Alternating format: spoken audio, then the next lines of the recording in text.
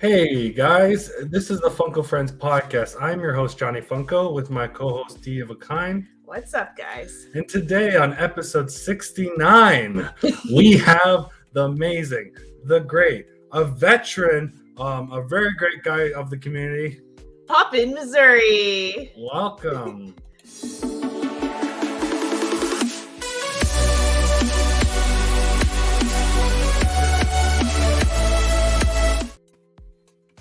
Hey there.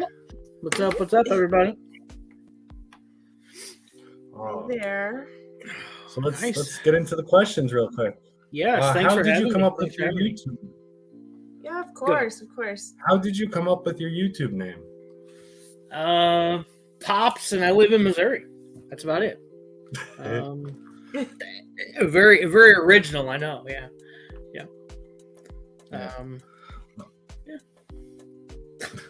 That's cool. Yeah. What made you want to Very simple. create a YouTube channel?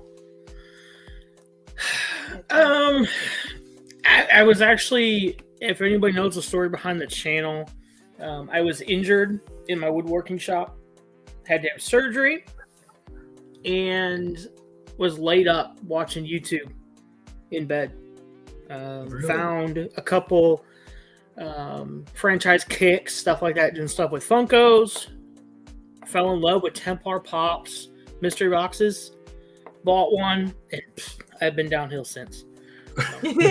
Downhill. But I started thinking, you know what? If they can do it, I can do it. And I don't like being in front of a camera at all. I'm still nervous to this day.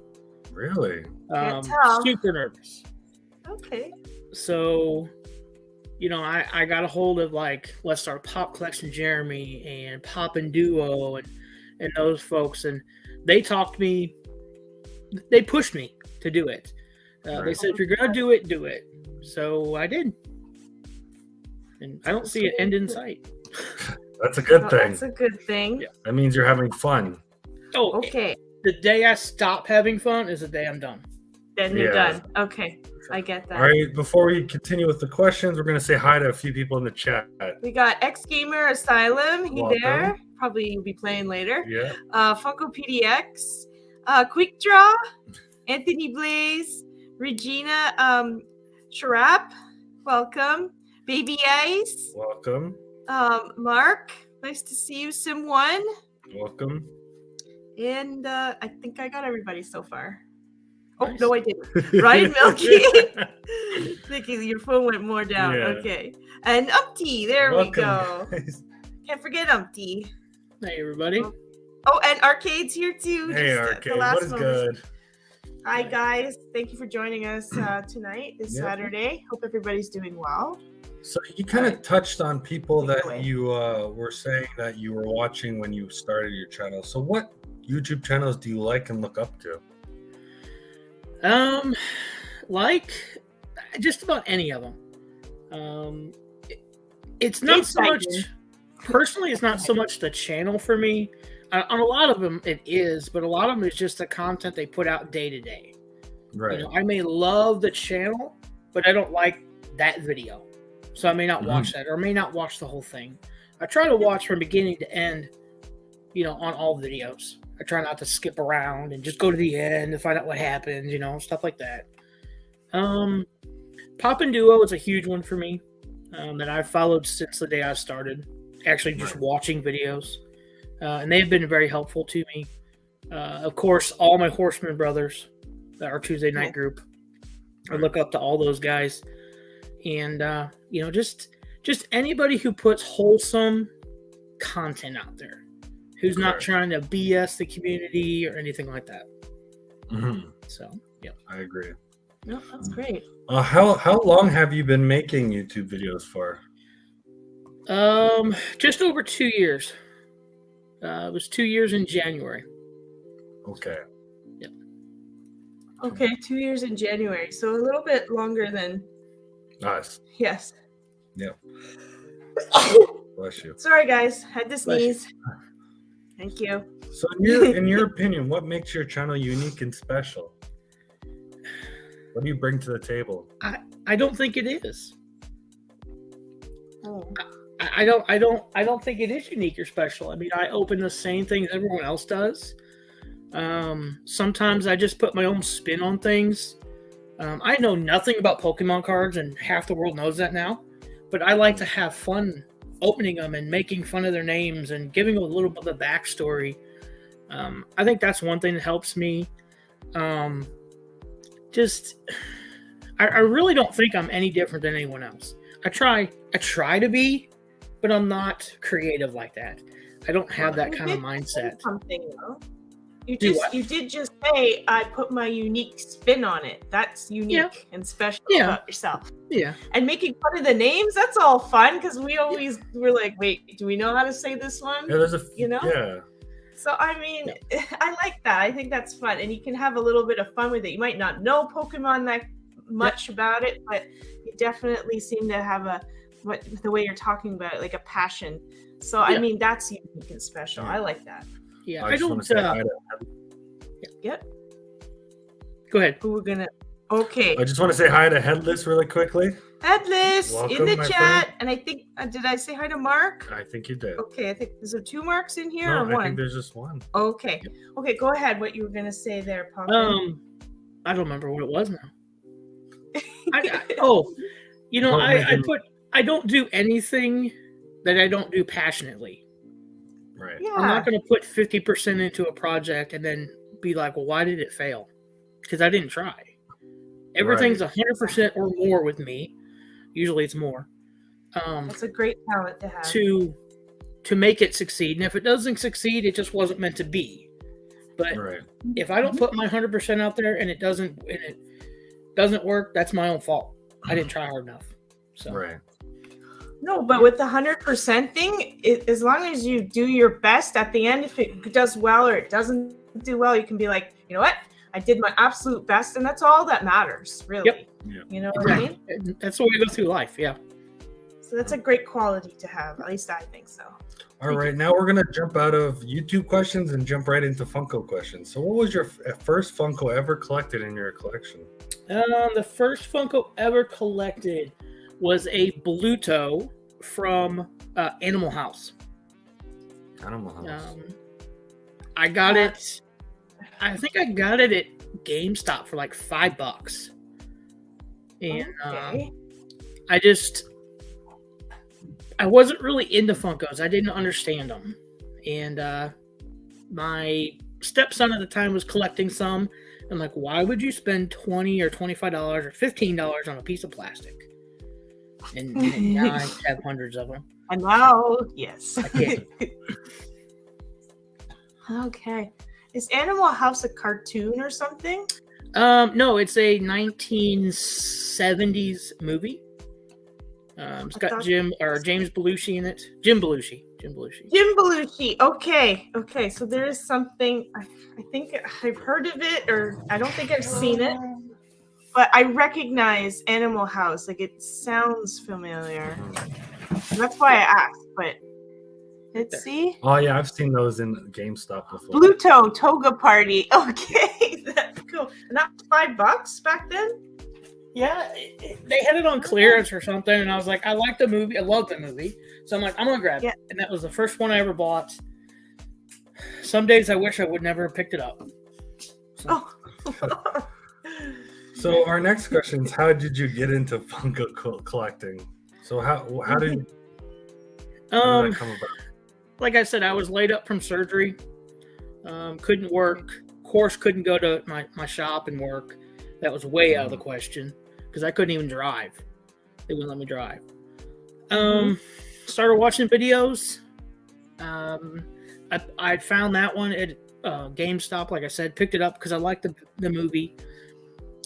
And then I ran across, I think it was Grown Kids TV, doing a Templar Pops mystery box. Right. I'm like, you know what? That looks like fun. I bought one and been hooked ever since. Yeah. It's all Jeremy's fault. I just want to say hi to Johnny in the chat. Hola, Johnny. Yeah, hola, Johnny. And then Real Brother, what's good, my brother?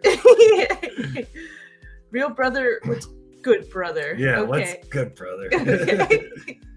So our next question is a Funko you would love to see made.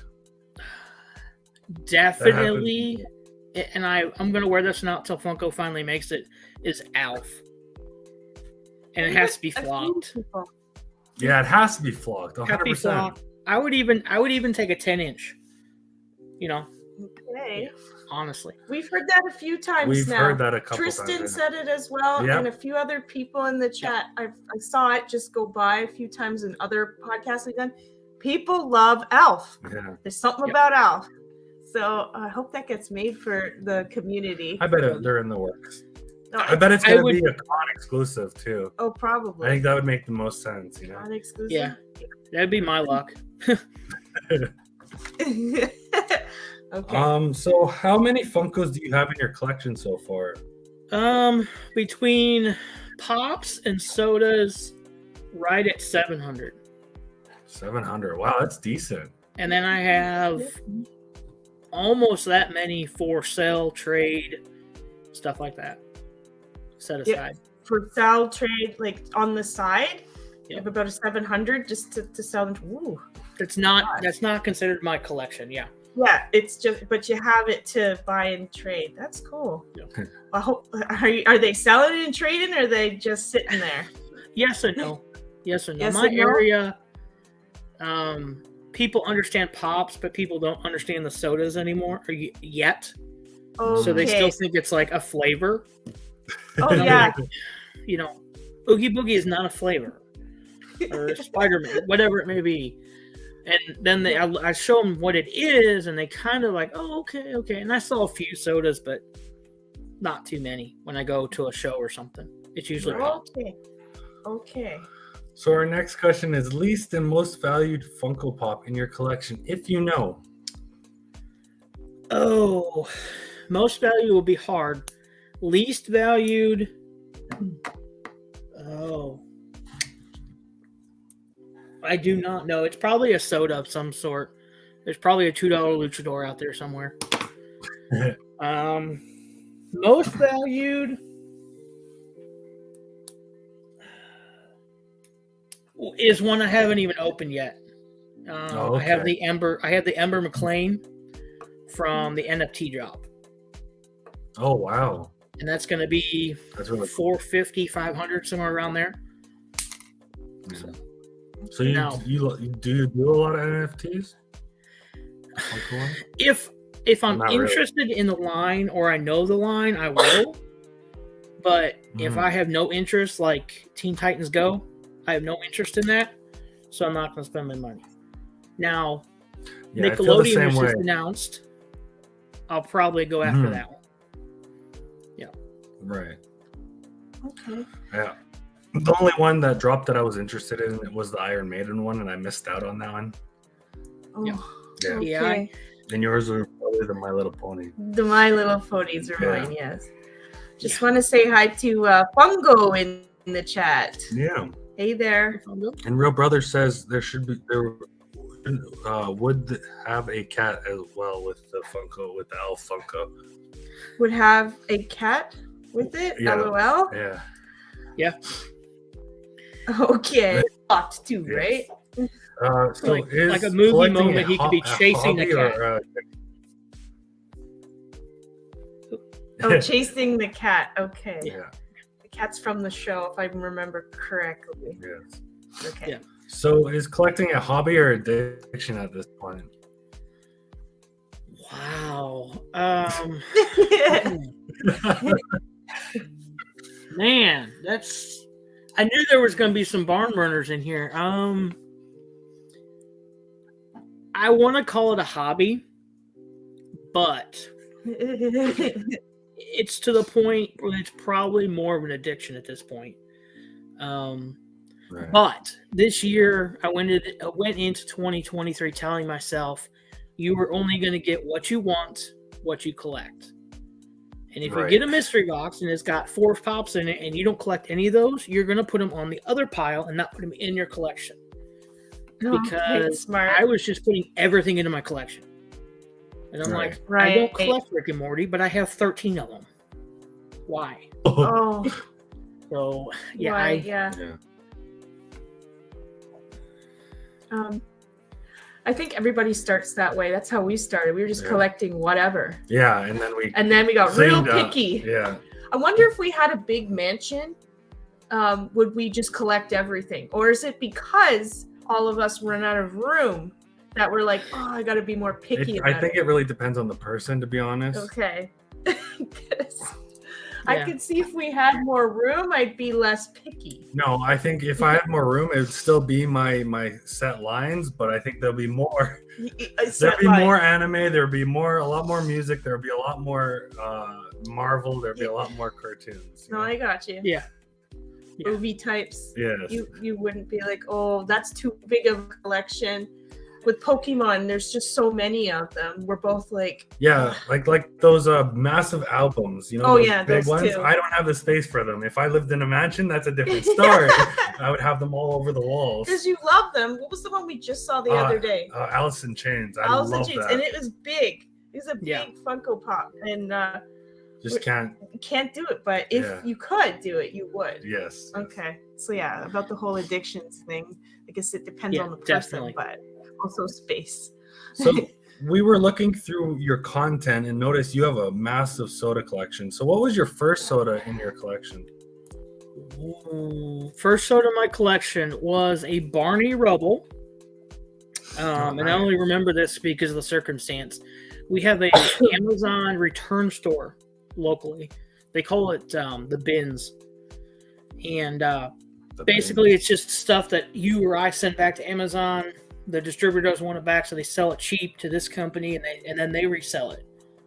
And I was digging through a bin on one day, I don't know, and I found the can with the bottom. I'm like, okay, cool.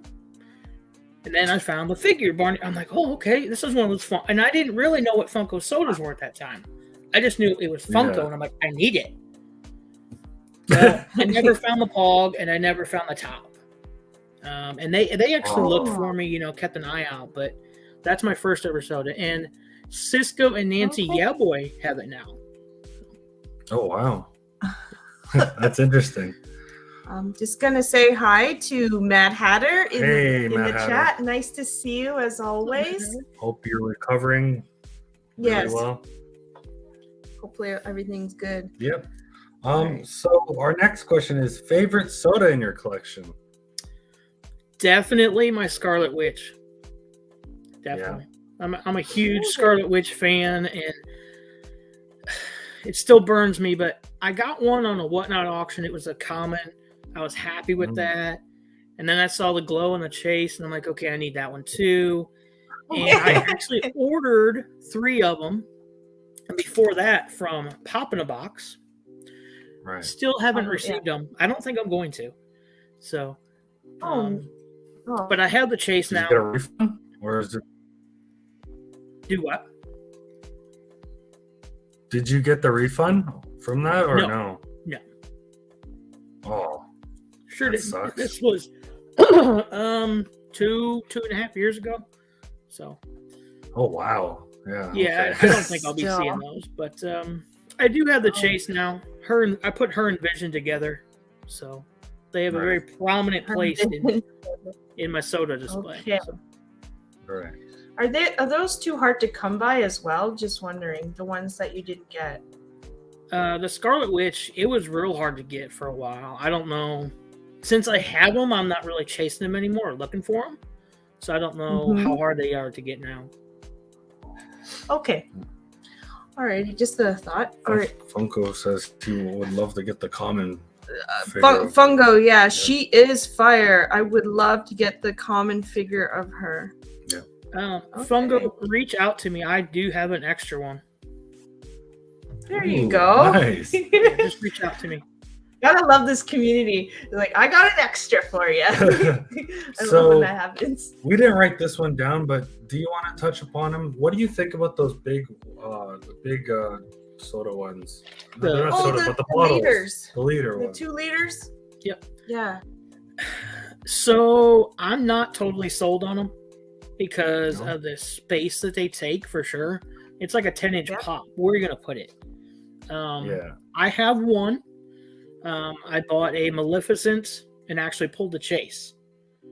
So that's pretty nice. cool. So it's got a pretty God, prominent spot in my display as well. Right. Again, totally not sold on them.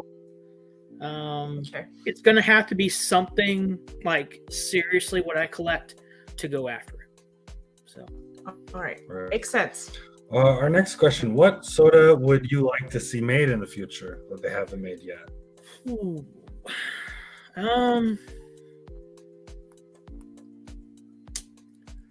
I honestly, I'm a big NFL fan, sports. I would like to see him get into the players, and not so much the new players, but older players, the retirees, the NFL Hall of Famers or stuff like that. So. Okay, interesting. Okay, that's not bad. What's one soda you were disappointed in how they made it? It's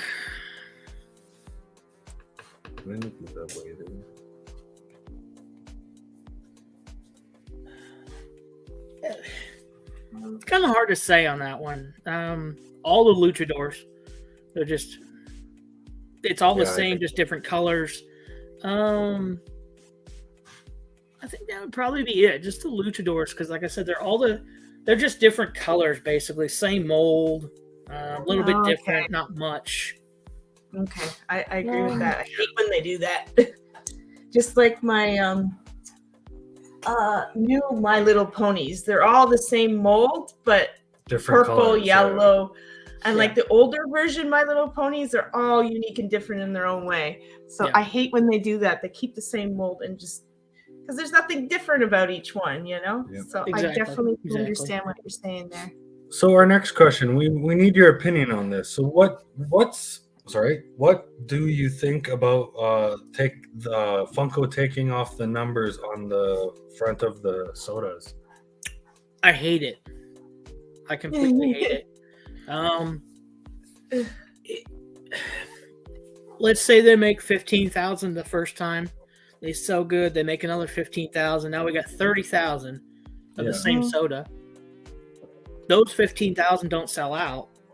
But now my common that's not numbered is worth $3. Whereas if we kept with 15,000, even 20,000, my common's still worth 10. But you dilute the market, the value goes down on the chase and the common. So, isn't it hard to keep track of the math behind all this too? But you have to understand, it's like Canada gets 15,000. Yeah, I know. The States gets 15,000, and then the UK gets 15,000. So I don't. Yeah, I really don't. So like it's kind of off when they say the numbers. The numbers are always going to be off because. So there's nothing unique or special kind of about that because it's like you got 2 out of 10,000 or whatever, but really did you get? Yeah.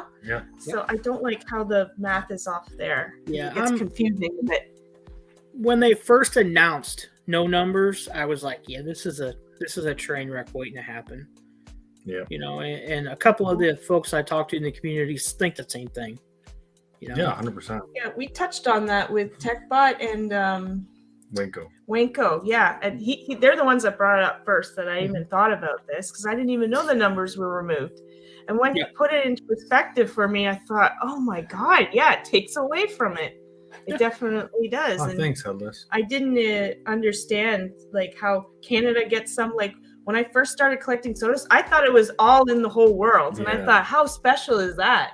And then they put it in perspective for me, and I was like, oh, okay, not as great as I once thought. Like the OG, I'm going to say OG. They're only 3 years old, but the original sodas. That's the way it was. If there was 10,000, there was, let's say there's 10,000. Do we really know if they only made 10,000? Who knows? But there's 10,000. And then they started the international sodas. So now this one's got 10,000 here in America, but then international, there's 8,000. So now you have 18,000. Yeah. And the more you put into the market, the more it is diluted. Yes. I agree with that. Just want to thank Ryan for dropping links. We really appreciate that. Thank you, Ryan. Very cool of you. So, what is your favorite line of Funko Pops of all time? Gonna have to go with WandaVision. WandaVision. I'm not surprised. WandaVision or the Umbrella Academy. I have WandaVision. I have all but one, and from what I understand, I am going to receive that one. So, fingers crossed. Complete set. And then Umbrella Academy, I'm just missing a couple of the chases and a couple of the older ones. I have the whole complete second set. I found it again on clearance at GameStop. They were brand new and they were half price. Oh wow! So I was like, nice. Can't beat that. I gotta take it. Yeah. Yeah, absolutely. I just want to say hi to the proper Popper. Welcome, bro. Hey there. Hello. Nice to see you. Yeah. So our next question is, what was your first Funko chase? If you can remember. Ooh. Pop, I have no clue. Because honestly, I don't have many Pop chases. Now, sodas, it was the Joker with like the runny makeup. Yeah. The Jack Nicholson one. Yeah. We've seen that one Yep. with the running makeup. Yeah. That was my first one. And actually, I didn't even pull it. My stepson did. Oh wow. Oh, okay. That's funny. He was nice enough to give it to you. Yeah. Well, he got enough. He got a couple from me too. So. Oh, okay. Oh, That's nice. cool. Yeah. So our next question is, favorite store to shop for Funkos? Oh. We really don't have many around here. We have Walmart, Walgreens, Okay. GameStop. Walgreens doesn't have any. There is a local, I say local, it's 30 miles away, comic book shop, and they buy, sell, trade. So you never know what they're going to have. It's always fun to go in there and look around. I even find myself looking at comic books, and I don't know much about comic books, to be totally honest with you. But sometimes I find some interesting stuff in there and pick it up. So, yeah. Okay. We had one question in the chat. Yeah. It says from PDX, it says, ask him about Funko raising the prices on sodas to $18 each. $18 each, I'm assuming. So apparently Funko is deciding to take the just regular common sodas, not the exclusive stuff, from 12 to 15, and anything exclusive from 15 to 18. And I find that pretty funny because lately they've been having sales on the website, and the exclusives at one time, some of them were like $7 and $8, and they couldn't sell them. So why do they think they could sell them at 18 now? It makes no sense. Yeah, that's kind of a weird financial decision. A price increase is life. That's the way I look at it. It's inflation. Oh yeah. I deal with it every day, my day job and my side jobs. It's just something that if you want to play in the game, you gotta put up with it. The way I look at it. Now, does it have to be $3? Probably not. But it's a lot of inflation. That's a lot of inflation. Yeah. But it's funny hearing people from the States talk about their pops. Like, our pops are a lot more expensive than your guys. Like, our sodas are $25, and like when I hear you guys are complaining about 15, it's just like I'd love it at that I would price. love it at that price. Exactly. Yeah. But it is a lot of inflation. It is, yeah. And after COVID, like the jump market, like from here to like this much inflation over time is just it's killer. It really is. No matter if you're from the States and it's that jump or our jump, it's still everybody's feeling it. Right. Yeah, exactly. So our last and final Funko question is, do you order do you prefer to display your pops in box or out of box? In box. Always in? In box. Now, the funny thing is, I say I'm an in-box collector. I only have 2 that are out of box.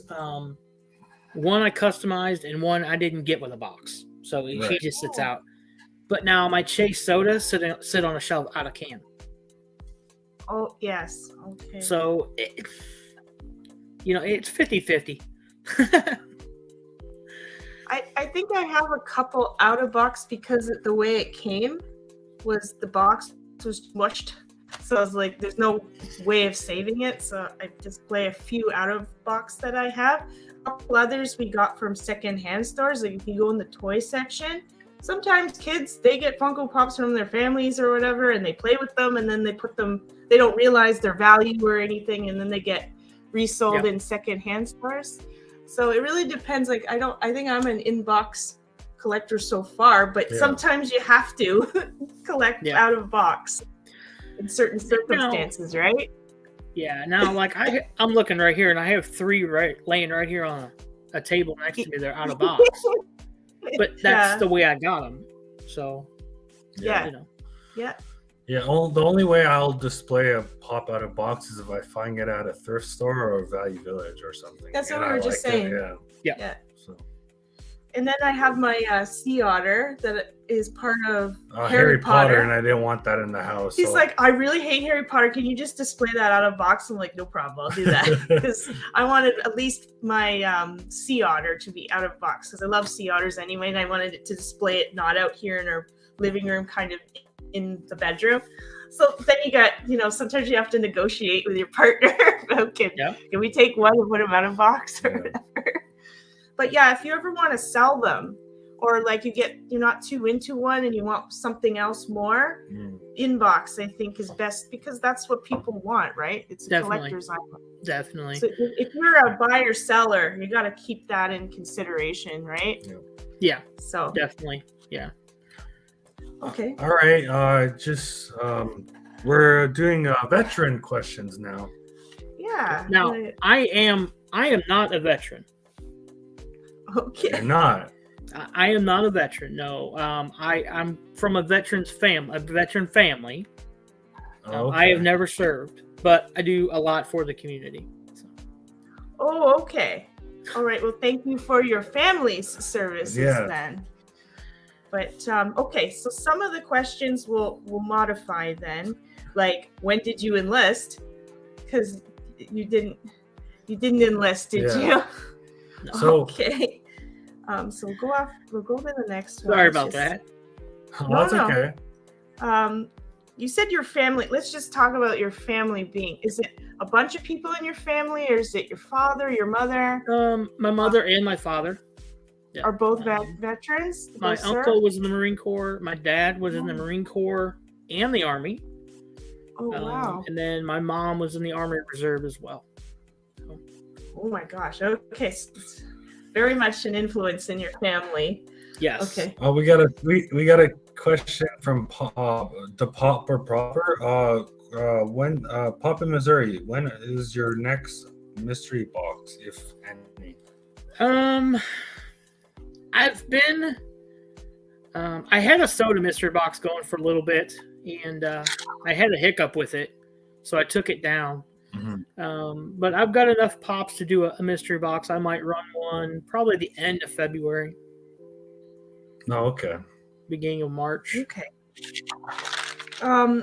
So okay, I was just gonna ask, how did your family, like the 3 that you mentioned, mom, dad, and your uncle, how did they choose their branch of service? Do you know, or were they just put in wherever they were asked to go?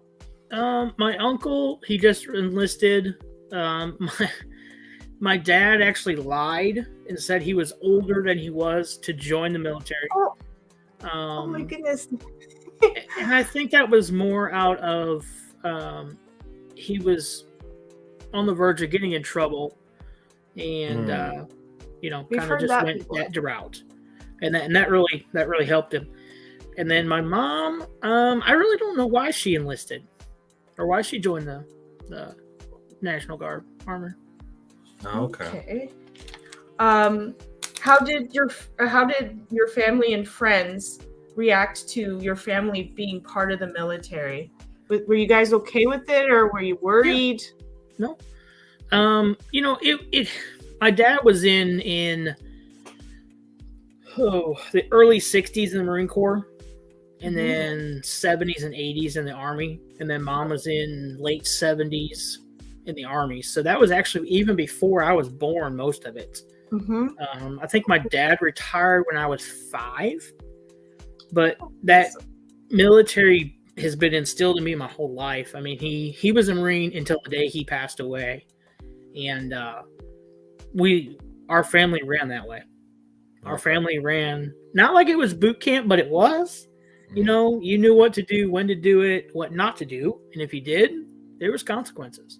There were consequences? Oh, yeah. Did you guys have to move a lot because of that, or no? No, because he was a recruiter. Okay. He got people to enlist. He talked them into it. Oh my goodness. Okay. Yeah. So luckily, we didn't have to move. Okay. Well, that's good. Okay, so it wasn't like being like a drill sergeant in the family, but there was structure and discipline and all that to keep you. Were you a good kid, or did you cause a lot of trouble? I tried a couple times, but I paid the consequences, and I'm like, yeah, I'm done. I'm doing that. I'm done doing stupid stuff. So, could you ever imagine your life in the military yourself? Like, since you didn't. I've often thought if I would have joined, I probably would have went Marine Corps, just because that's what my dad did. But I never really looked into it. I'm not built for it. Never have been. I'm short and stocky, so I went a different route. For sure. Okay, well, that's all right. Okay, just give me a sec here. Did your dad or your mom or your uncle ever tell you any funny stories from the military? Oh yeah, plenty. Like playing pranks on each other, or? Yeah, a lot of pranks, especially between the branches. Quick Draw just said it down there. Marines eat crayons. So, Did he put that? Seriously? Yeah. Oh gosh, that's funny. Yeah. Okay, so your dad had some stories, right? Yeah. Oh yeah. He had a lot of stories, and then with any veteran, you could see that they're holding back as well. And I often wondered what Dad was holding back, what he never told us. Yeah. And I never got to find out, unfortunately. Right. It could be because it was very serious and touching to his heart, or it could be I don't want to tell him how much trouble we got into because I don't want my son doing it too. Yeah, right? It was probably a little bit of both. Probably a little bit of both. Okay. Because we've got a couple of veterans, and they always go on about the things that they've done to each other while serving together. Yeah. So okay, that seems to be a pattern. Okay. When your parents were coming back after being in the military, was it hard for them to get back into society? Did they have a hard time with any of that, or? Like I said, Mom was in before I was born. Okay. She got out just before I was born. But Dad, I was 5 or 6 when he got out, and he retired, medical discharge, medical retirement, basically. His vocal cords were screwed up from being drill instructor and yelling at people 12 hours a day. Oh, wow. Really yelling. Think about it. Yeah. He didn't do it very often growing up, but when he did, your butt was grass. You're done. Okay, so it was medical for him. Yeah. Excuse me. But yeah, he got right back into it. He went to work for the Postal Service and did that for another 15 or 16 years. So. Okay. So maybe you could still have your own opinion on this question. What do you think the government could do better to support their troops when transitioning out of the military back into society? Oh man, there's so much they could do. There's so many programs that veterans have started, or non-veterans, like yourselves or me, just to help those folks. There's so much that the government could do themselves that they're not. Right. And I really don't understand why. I mean, we're all human. We're all breathing adults. Why not help these people? That's what breaks my heart the most, because I went to school with a lot of guys that went, and girls that joined the military. Mm-hmm. We've lost a couple from my graduating class overseas serving. Oh, And that's a hard funeral to go to when you grew up with that person. And and then we've lost a couple once they've got back here. I have a very good coworker that took his own life, unfortunately, one night because he could not deal with the demons in his head from what he had done over there, which was what the government told him to do. And he was trying to get help. He couldn't find help. He was begging them for this or that. And there's so much that could be done. I wish I could quit my job today and start something and help people. I really do. Yeah. Because I'm very passionate about it. Big Easy is too. Yep. If we could join forces, as a dynamic duo for sure. Okay. So I just want to know if you know, like from your knowledge. Okay, so when you go off and you serve for your country, how come? Do they not promise you when you come back, we're going to take care of your mental health, because you do see some crazy, traumatizing things out there. We're going to take care of, say, physically something happens to you. We'll get you the resources like Habitat for Humanity to be able to build a house that works for whatever, or if you get burned, or you know what I'm saying? Like, do they not cover these things that are necessary for people that serve their country? They do to a point. We have the VAs around here, the Veterans Administration. They have hospitals. They have stuff like that. I work with a gentleman. He served 8 years in the Army, and he blew his shoulder out in the Army. He's been out 6 years and just now got surgery to fix his shoulder. Oh, wow. So 6 years after getting out of the military, a military issue or injury took 6 years to fix. That's insane. That's nuts. That person did what they chose to sign up. Yes, they chose to do it, but they gave you 8 years of their life, in which basically you are government property for those 8 years. Well, just because I left, I still get the benefits, the healthcare stuff, and but it takes 6 years to get a shoulder surgery. That's ridiculous. That's way too long. And one other. Oh yeah, go ahead. Go ahead. The mental part of it, the headspace, that is such a touchy subject that they offer help, but unfortunately, most of the veterans coming back don't want to deal with it. They want to put it to the back. They want to throw it out there and forget about it. Now there are some that say I need help, but those that I need help is far and few between. Yeah. Okay. So maybe some more support groups, but so now I understand the physical and the mental. What about the education, going back to school if you want, or a job placement when you come back somewhere where you can get something, you can earn a living, or you can do something else instead, another passion of yours besides the Army they offer the schooling. I don't know what it is anymore. I know before you got so much, or for so many years they'd pay for your schooling. I don't know what it is anymore. I've been away from it too long. But as for finding a job, no, probably not. I mean, they might have a little bit of help, but they're not going to like say, hey, Jim down the street will hire you. They're not going to go that far. Yeah. Normally when you're in the branch of the military, you have a specific job. I'm a cook.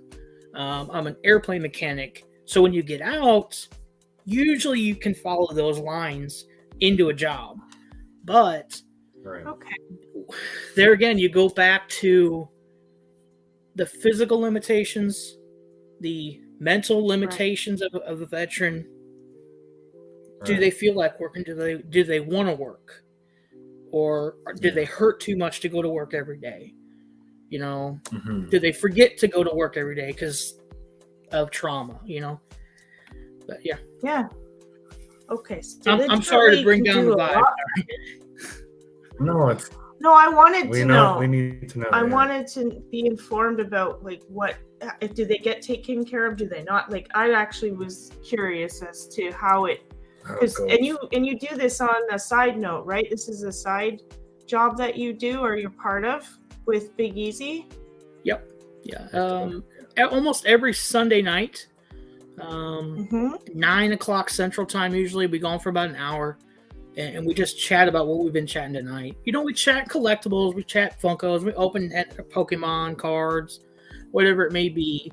But it's there to help people. You know, talk through things. Every once in a while, we'll have a veteran come on with us and tell us about their service time, you know, what they dealt with, how do they deal with everyday life.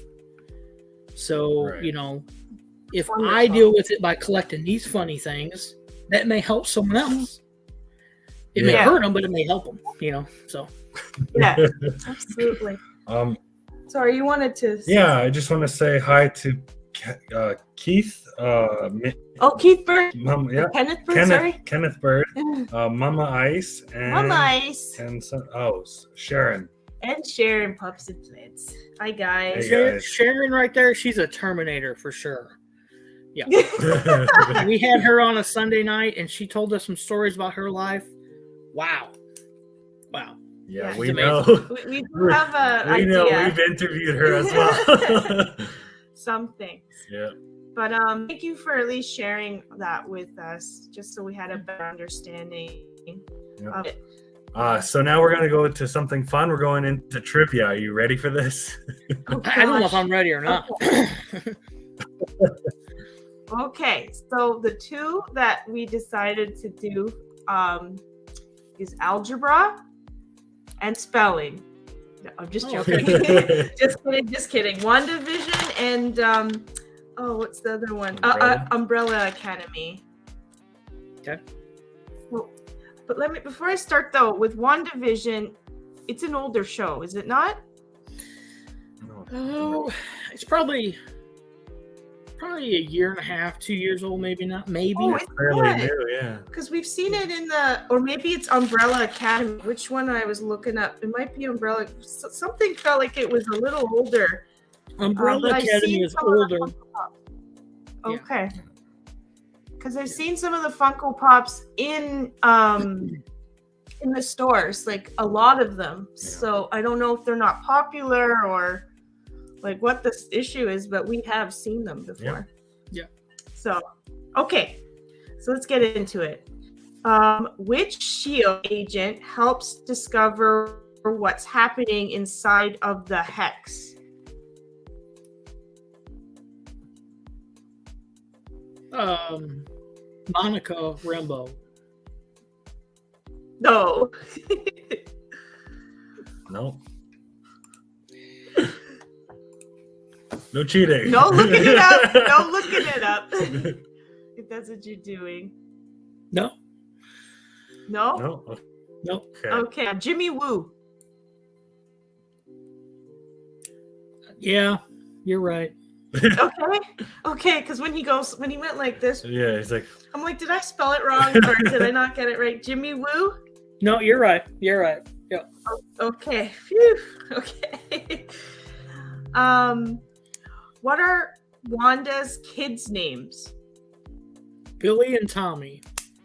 Yes. Beautiful. Where's Simon? We need bing bing or whatever to give me a check mark. Okay, what was fake Quicksilver's real name?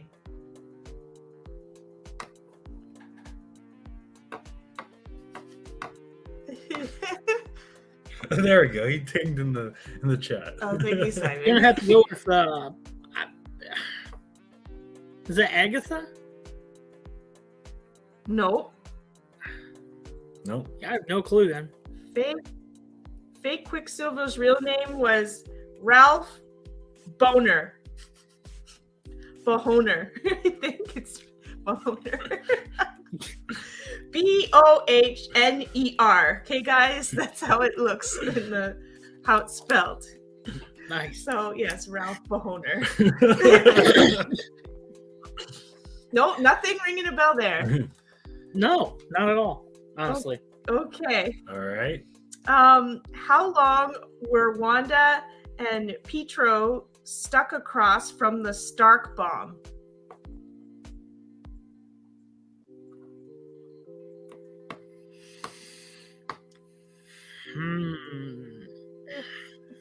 I want to say like 2 days, but I know. Yes. You did great. 2 days. 2 days. Was that a guess, or did you kind of know? I was gonna say 2 or 10, but I knew 10 wasn't right. Okay. What stage names do Wanda and Vision use for their talent show? Another ding. Another ding. Simon. He's like, I'm here. Ooh. Ryan, I don't know. I don't think I did. I have no clue on this one either. Go ahead. It's an interesting one. It's illusion and glamour. Yeah, I would never thought that. No? For their talent show, illusion and glamour, were they like magicians or something? It sounds like. Right? I think they were. Okay. They did like a disappearing act, you know. Oh, all right. That's funny. All right. Who cuts their hand in episode 2?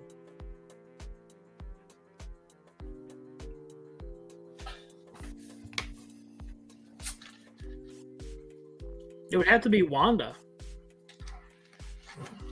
Vision's a robot. No. Okay. Dottie.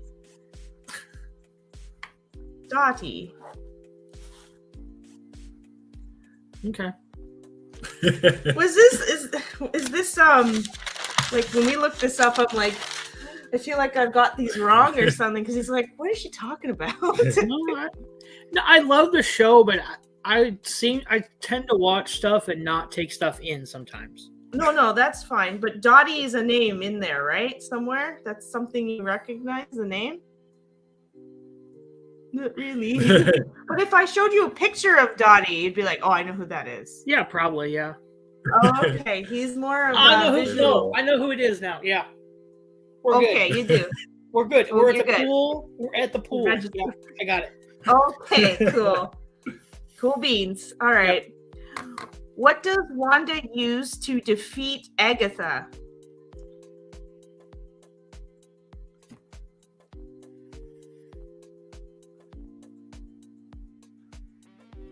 Superpowers. I actually don't know. I've heard this word before, but I'm not sure what it is. It's ruins. Ruins. What is that? Do you know what ruins are? No. It sounds like, I don't know.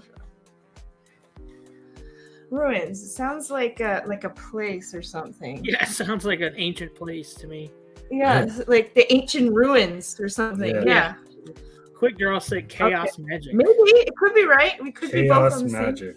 Same. What? Chaos magic is ruins. Okay. Okay. Yeah. Still magic. The magical ruins or whatever. Okay. What sitcom did Wanda love watching as a kid? And the show's still on today sometimes. The real show. It's funny. Oh man, what was it?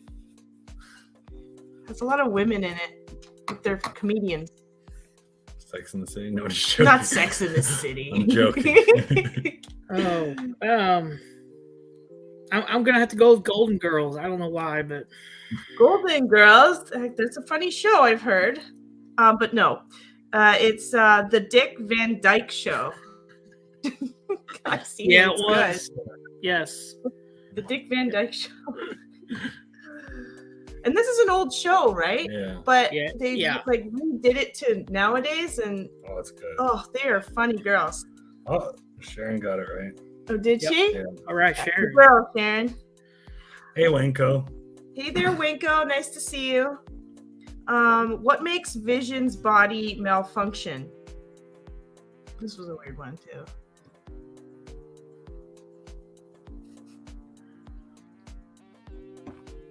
Starts with a G.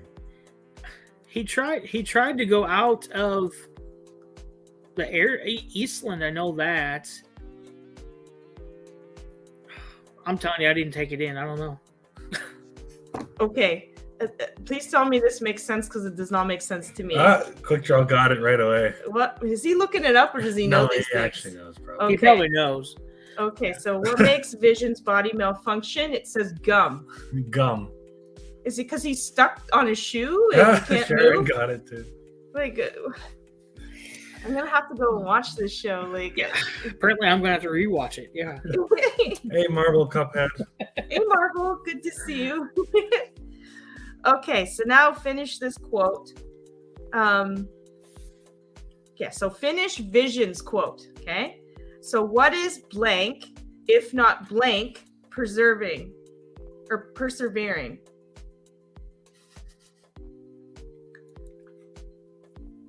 What is blank, if not blank, persevering? So Quick Draw says it was gum stuck in the gears of the. Oh, Yeah. inside him? Yeah.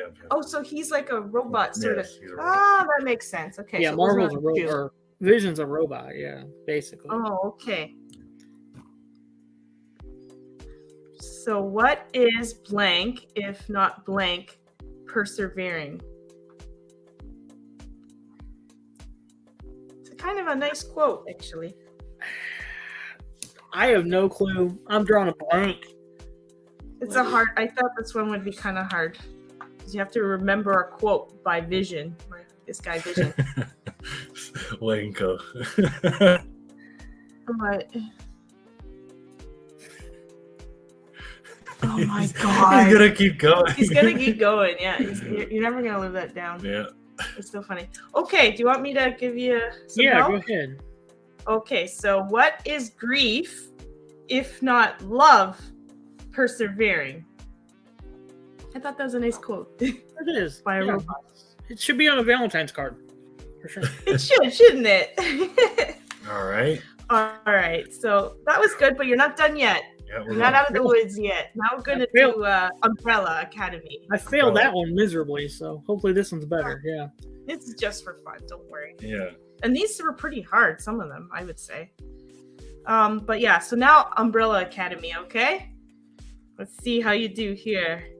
Put on that thinking cap. Yeah. Let's go. Okay. How many years does Luther spend on the moon? 4. Yes. Beautiful start. 4 years on the moon. Okay. Who is known as number 4?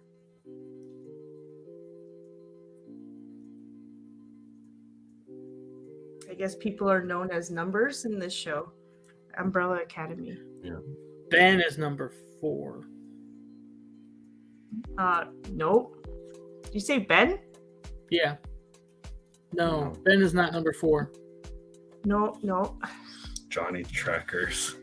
Johnny Trackers is not number 4 either. That's what I know.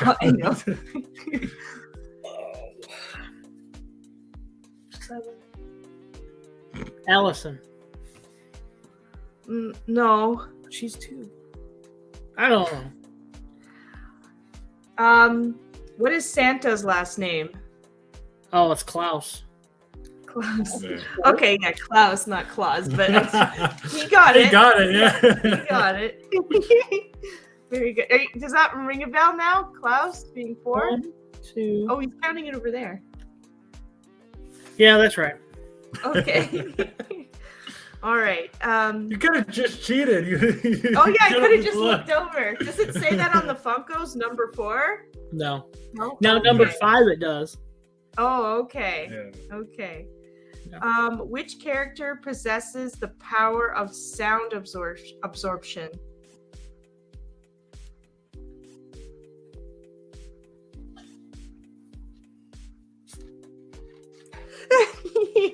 It would have to be Vanya.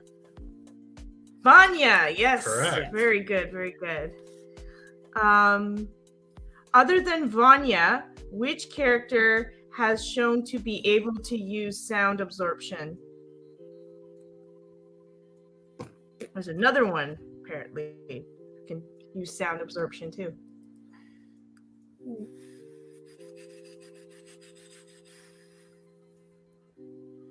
I'm going to go with Klaus on this one. No Klaus. No Klaus. I think it's a girl. Allison, then. Girl. Yeah. Allison? Nope, not Allison. Wanko, wouldn't that be the other way around? How did Johnny become disc tracker?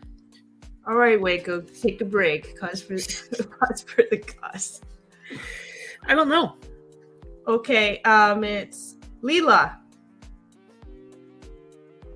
Leela. Yeah, Leela. that must be the new one. Okay. Okay. Yeah. My There's apologies. new Umbrella Academy in the last season. There's a couple characters. Oh, have you seen that yet? Yeah. Okay. But it's harder to remember or something. Yeah. Okay.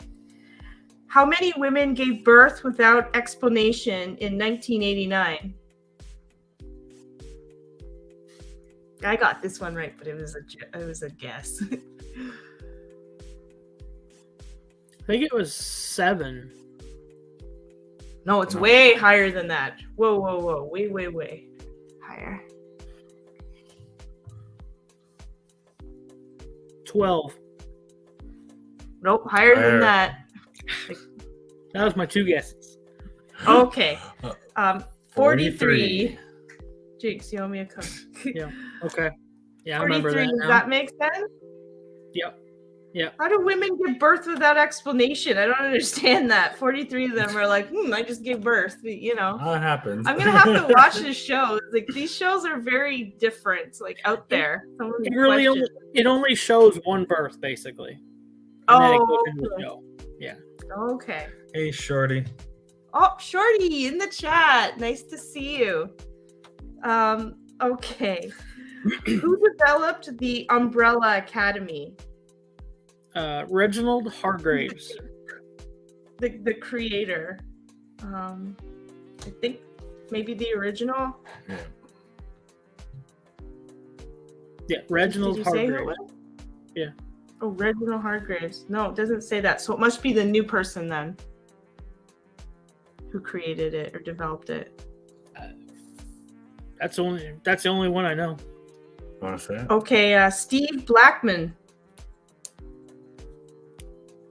I'm gonna give it to him because he seemed like he knew the other one right away. But Steve Blackman, is that ringing a bell? He must be. Maybe he's the creator of the comics. Maybe. Oh, okay. Yeah. But apparently, he developed it. Okay. But it could be the comics. Again, some of these questions sometimes are not as detailed as they should be. Yeah. Okay. Who composed the music in this series? I have no clue on that one. Okay, this one I figured. Not a clue. It's Jeff Russo. Yeah. It must be good music if they put that question in there. Like people want the soundtrack to it, maybe. It's got some pretty good music to it. Yeah. Some of the fight scenes are pretty good music. Yeah. Oh, really? Okay. What is the genre of the series? Romantic, no, horror, adventure, comedy, kind of fantasy, kind of everything. Kind of everything. I think. Honestly, I would say horror. There's blood involved. There's decapitation. There's, There's definitely fantasy because with that explanation of people are having babies. Yeah. No, there's got to be some like magical stuff going on in there. It just says adventure here. Adventure. Okay. I could take that. I can see a little bit of everything because there's even romantic between 2 of the characters. Oh, Right. really? Yeah. Okay, so I'm gonna say they're wrong and he's right. Yeah. Because he has a good explanation for it. Okay. Okay, so which of these was not featured in the series? Okay, so 1, we got Tom Hopper. 2, we got Robert Sheenan. 3, we got Ellen Page. Or 4, we got Mary Shaw. Which of these was not featured in the series? Which of these people? Ellen Page. No. Mary Shaw, Yep, yes. correct. I don't know any of these people. I don't either. The first one, I remember Tom Hopper, and that's it. Oh, okay. All right. Where was the series filmed? What country and then city, if you can? I'm not even going to try that one. I have no clue. We live close to it. Nice. Probably Toronto. Yeah, there you go. There we go. I didn't know that. It was made Umbrella Academy in Toronto. How come I didn't know this? Wrong, quick draw. What did he say? Hamilton, Canada. Hamilton. You know what? They do a lot in Hamilton too. A lot of filming in Hamilton, Yeah, but but Toronto's Toronto is the main place to go for I've filming. noticed that a lot of videos are made there. Speak of the devil.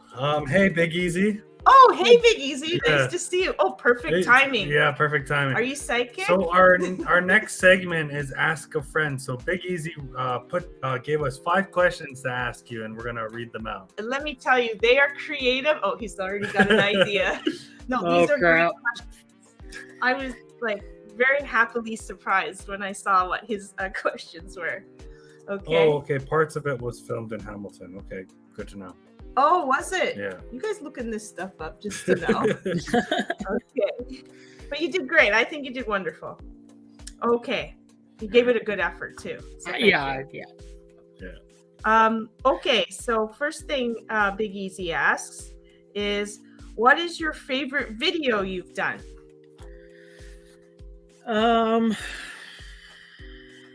Favorite video I've done would probably be, I did one with my mom and sister, and we opened sodas. They've never opened a soda before, had to show them how to do it, you know. And oh wow! And mom actually pulled the Beetlejuice chase, and she pulls it out, and I'm like excited, and she's like, "Oh look, he's wearing his little red suit."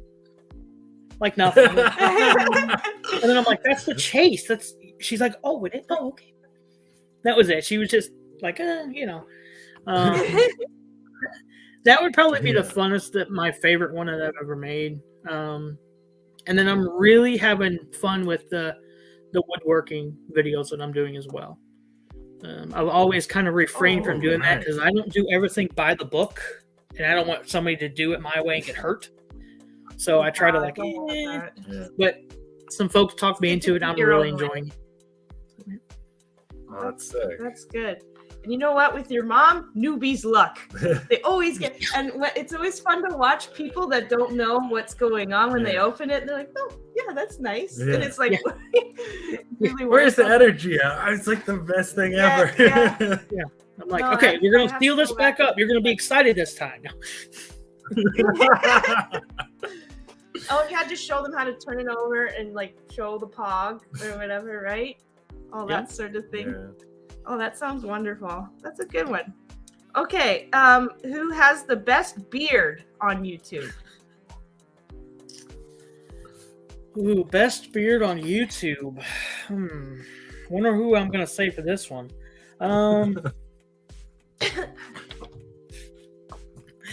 I would probably have to say Big Easy, honestly. Big Easy, he's got quite the Big beard. Easy. I think he's got the longest out of everybody. Yeah, he's a great beard. Or Randy from Mr. Madness Collectibles has a pretty awesome beard. Okay.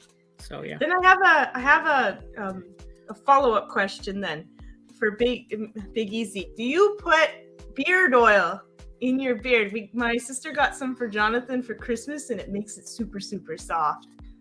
So, and do you guys use beard oil? I have some, but I don't use it. Very, very sparingly. Oh, very sparingly. Big Easy I says don't- fishing.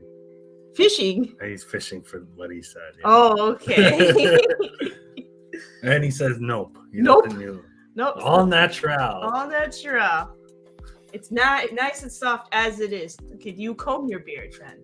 Oh, you have to. That big, you have That, to. you're, in the morning, you're sitting there combing it. Oh, yeah. Rapunzel. Or it'll be like this. Or it'd be a fluff ball. Ugh. Okay.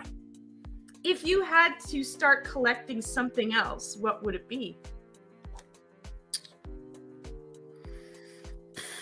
Hopefully dollar bills. Dollar bills? That'd be a lot of dollar bills. I'd say $100 bills or $1,000 bills. Right now I take quarters. So one thing I've always wanted to collect, and I don't know why, I think it's just the military background, is patches. Like military patches. Oh, okay. Probably never know the story behind like what this one is or what this one is. But I think it would just be cool to have a display of military patches. Okay. Would you put them like on a hat or on a jacket, or just have them free, like loose? Probably in like a display case. Or a you know, display case? Pin them in a display case, yeah. Wouldn't it, like, you know that piece that you have up there of Moxley's? Yeah. And it's like, we got this card and he's got a piece of Moxley's clothing. And it's like in a cool little plastic thing. So we'd have something like that for each patch. Mm-hmm. That would be really cool to see. Yeah. I hope you do Very that cool. just so I can see that collection. Okay, if you could make bubbles taste like anything you want, what would they taste like? I love this question. Big Easy, very cool. I love it. Thank you. If For doing bubbles this one. could taste like anything. Besides soap, I guess. They do taste like soap. Well, I know the answer is I not. don't know. I know the answer is not Coors Light, Big Easy. So,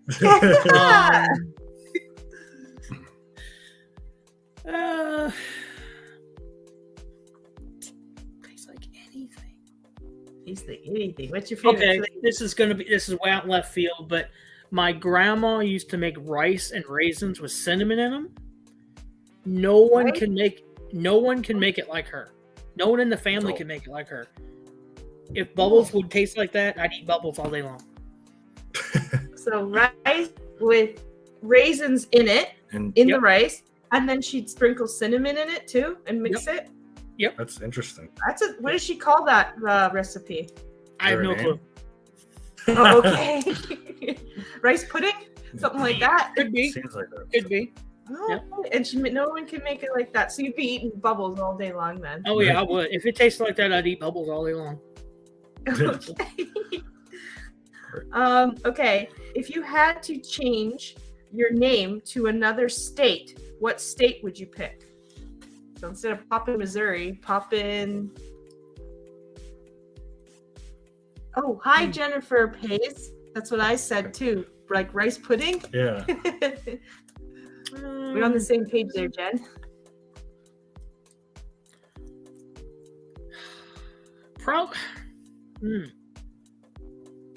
Probably Illinois, because that's where I grew up. You know, Oh, okay. Poppin, Illinois. yeah, it's not as I like Poppin, catchy, I think, Got but more. Yeah. Yeah. Very cool. Okay, Poppin, Illinois. No, I like Poppin, Missouri. I definitely do. It pops more. Yeah. Okay, so thank you, Big Easy, for your Yeah, 5 thank you. questions. Yes, Again, thanks, Big loved Easy. the bubble question. Loved all the questions, but the bubble one got me. I was unique. It laughing. very special, yeah. Yeah. Yeah. So thank you so Yeah. much for taking the time to do that. Yep. Hopefully those weren't too hard to answer. No, he set me up on a couple of them though. Oh, okay. So yeah, that just helps us tie right into To our rando questions. yes, our rando question. So these are gonna be fun, playful questions, Kind of like Big Easy's. like the bubble one, like yeah, some of them. Some of them. Okay. How did you become involved in the Horseman show? I am one of the co-founders. Rob from Hoosier Pop. It all started. He reached out to myself and a couple others, Jeremy, and we wanted to try to get Danny from Below Average Gaming Dad some subscribers on YouTube. So we kind of pushed his channel a little bit on ours. We met Danny. On a random Tuesday night, I asked the guys if they wanted to go live and just talk about what Funko's done in their life. And we went for 4 hours that night. I thought you were going to say 13 hours. No. I looked down and Funko PDX said 13 a pack, and I 13, but no. Okay. No, we went for just under 4 hours, I believe, that night, and had a blast. A lot of tears were spread that night, but it all started, just to reach out and help people, and we're still doing that to this day. That's amazing. It is. I want to ask a follow-up question though. It's called the Horseman Show. Is that those 4 horses that are like one's death, one is crap, I can't remember. They're all different color horses or whatever, right? Then there's 4 of them, right? Yeah. Okay, which one would you want to be? Oh. It's like the coming of end of times or something. When it's the end and you see 4 horses galloping in the sky, times are at the end or something. Grab your shoelaces, yeah. Yeah. So which I one never would you thought want about to it. be? I don't know. You don't know? I don't know. I think there's a black horse, there's a white one. I think the white one is death. The red one could be I can't remember all the I can't remember. I'd probably go red. Red? Yeah. Shedding blood. I think it's like war or something. Yeah. Okay, you go with the red horse. Alrighty. Quick draw, I agree. I want some of those Naruto cards too. Okay. What Naruto cards? There's Naruto cards in their next level. They're really cool. Oh, okay. No, I got you. Yeah, they're talking about ripping some. Okay. Okay, so how did Let's Chat with Veterans become a show? During COVID, before that, I live about a quarter mile from a veteran's home. It's a state-run facility. They live there. They get taken care of. They get food. They get everything they need. They have a library, music, whatever.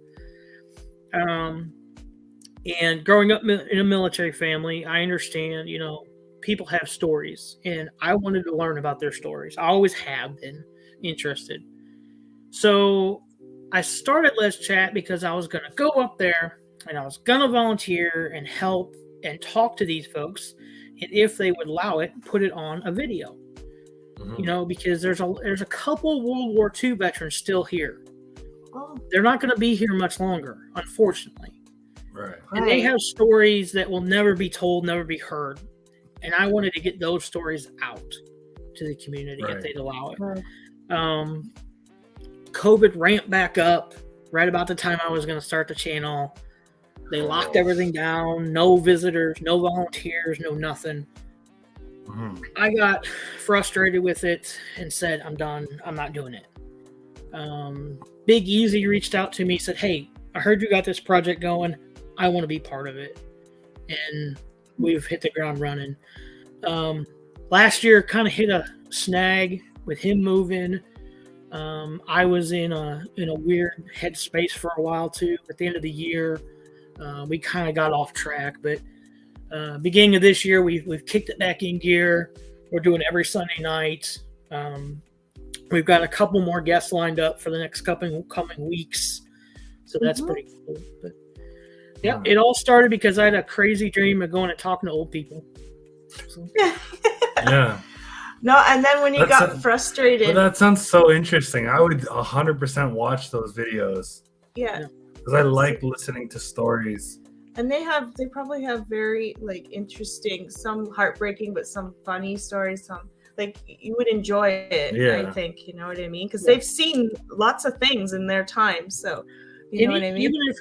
Even if it wasn't war stories, if it was just growing up in the 40s and the 50s or whatever it may be, I just wanted to hear whatever they had to talk about. Yeah. How bad the pudding was Tuesday. I don't care. Talk to me. Yeah. So. No, that's very cool. Okay, and and you hit some snags, but you guys kept it going and kept it alive. Like Big Easy got you back. Don't worry, don't get upset. We'll figure it out. You know what I mean? Yep. So you guys are a good team for that. Yeah. Just want to That's why we quickly work well hi together. to Down Under Collectibles. Well, welcome, my friend. Hey there, Down Under. Sorry, what was that you said? I said that's why we work well together. Is, you know, Yes. if one of us is stumbling, we help the other one up, and we keep going. So, Yeah. It's the only way to be, honestly. Yeah. So that's cool. I like that. All right. What's one thing? Spelling error. What's one thing you want to improve on for Let's Chat with Veterans? I think we have a good time slot. Just getting people there, letting people know that we're there. We get a good bit of, we get 60, 70 views a week, you know, which is nothing to do. That's nothing to complain about. That's great. But I would love to see that channel exceed my channel, my personal channel. I would love to see it blow mine out of the water. And I'd be totally fine with that. I'd love it.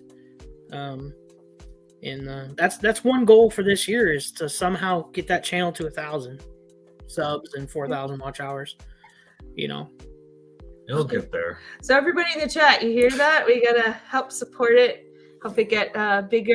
You said 1,000? Yes, 1,000. That would be good. I mean, we're only at 300, but I set lofty goals most of the time. Yeah. Okay. Well, you know, honestly, it doesn't matter. Like, you can be working your butt off, like 100%, like you said. Yep. But it takes time to get there, I think. You know, and networking is a lot of energy and time too. So you just got to have more, just a little patience, and you'll definitely get there. I mean, we've accumulated some time, but you do a lot of networking in your personal time, and I'm just kind of here for the ride to help. Yeah. But yeah, it's always at least anything worth time and energy takes patience, I think, you know? Yeah. So we can all definitely help each other, guys. Yeah. Especially in the YouTube world, you have to have patience, because you might gain 5 today but lose 4 tomorrow. And you're on that high, you're on that high of gaining 5, and then you lose 4, and you're like, what did I do wrong? But you got to remember, you're still one farther than what you were yesterday. Yeah. That's the way I look. Yeah. And sometimes you got to reinvent your material. Like we've been trying to test new ideas out too, you know, bit fresh and alive. Yeah, and constantly upgrading the graphics, the look, everything about our channel. You got to put some money into it. So it's just everything, right? Yeah. Exactly. So, okay. Okay. How did you get into bingo as a hobby? We noticed that. Yes. So, like, we used to go camping 2-3 times a week, or a month, when I was a kid. And the campground we used to go to had bingo. Mm-hmm. And anybody could play. And I remember I was like 7 or 8, and I won a cooler. And I thought it was the coolest cooler in the world. I had that thing till like 2 years ago. It finally broke. Oh, wow. So yeah, it was old. But and I still go play with Mom every once in a while. You know, I just enjoy it. You know. Yeah. And if I'm not doing something on YouTube or watching TV here or working, I'm playing bingo on my phone here lately. Just. Oh, okay. Just fun. Yep. No, his mom is amazing. Like, she loves bingo. I went with her once. Okay, she had like 5 of those sheets lined up with the little stampy things that you do it with. I had one, and they're like 12, and I'm like, okay, where's B12? She's like 12. Okay, she's like 12 right here, Deanna. I was like, holy crap, she's like doing 10 of them at one time, or like a lot. So you can really get into the game. Oh yeah. Yeah, some people really get into it. I buy the cheapest pack I can, and I look at my mom and I'm like, "What do I want? Give me what I want," you know. And she gets it and tell me the price. I put it down. I'm like, okay. And like you said, there's other people that have an 8-foot table and they're having to walk back and forth. Yeah, they're just like, it's like, good God, how do you keep track? How do you keep track, right? Yeah, that's what I'm saying. Multitaskers, big time. I'd win and not even know it. Yeah, okay. I think I'd be one of those. I think 1 or 2 cards I can definitely do it. But yeah, there's some talent out there when it comes to bingo. Just want to say hi to Dead Zone in the chat. Oh, hey there, Dead Zone. Welcome, my friend. Welcome. Okay. Before we go on, I just want to say thank you to Simon for dropping the link of Let's Chat with Veterans. And thank you. Yes. Thank you for Okay. Thank you for your support, Simon. Yeah. Okay. If you were able to create your own charity and name it, what would it be geared towards? Veterans for sure. Veterans. I mean, that's a given. You know, I know it's been done before and it's been done the wrong way. That's all I'll say about it. But there was a charity supposedly set up that dealt with Funkos for veterans.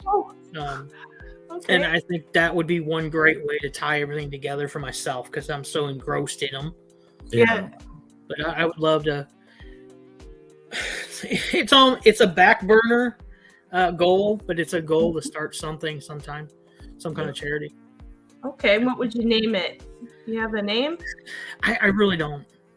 Okay. I just want to say hi to Robbie B Poppin.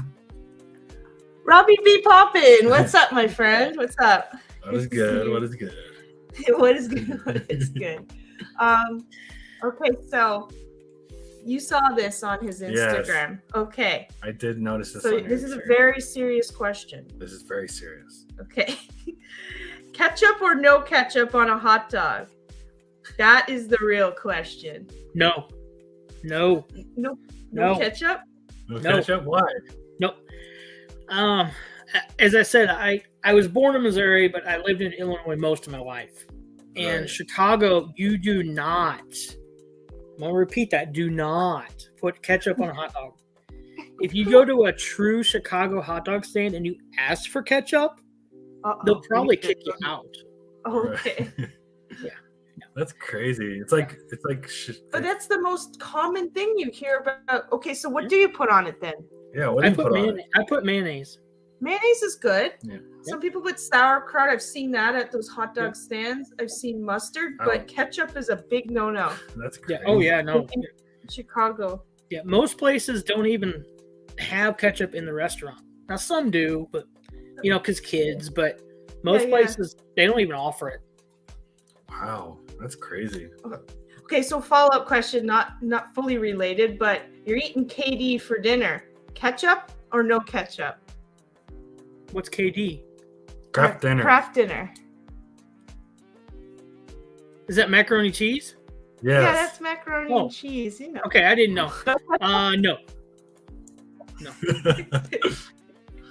I think KD's a Canadian thing, to be honest. Oh, KD? Okay, yeah. So mac and cheese, where it's warm and you add milk and the powdery stuff. The blue box. Yep. So no ketchup.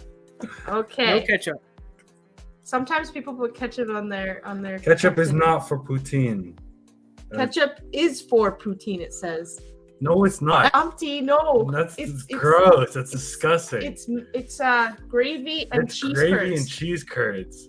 That's what poutine is. Ketchup. I mean, you could put ketchup. You could put it, but it ruins it. Not with gravy, though. Like the gravy and the cheese is good enough, you know? Yeah. Well, Canadian, maybe their poutine, they do different. Yeah, they might.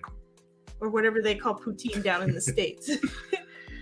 No ketchup on poutine or mac and cheese. Okay, that's down under. Okay, so I thought everybody just loved ketchup, and that's just the thing. No, so it's everywhere. I have a question for down under then. Do you put ketchup on Vegemite? What is Vegemite? Yeah, what's Vegemite? It's like a cracker, but it's like... Oh. Yeah. That's something Bob at your work would do. He's like, I had crackers with ketchup on it for dinner the other night. He's such a weird combo kind of guy. Like, that's fine if you like it, but ketchup and crackers. Wonder what did he say something? No, LOL. No, LOL. Okay.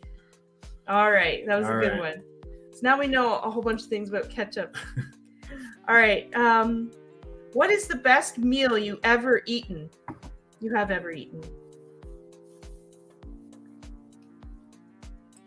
Good stuff. down there. Mm-hmm. A couple of years ago, probably 15 years ago now, Mom made what they call hog maw. Yeah, it's a German dish. Mom's from Pennsylvania. Hog maw. Okay.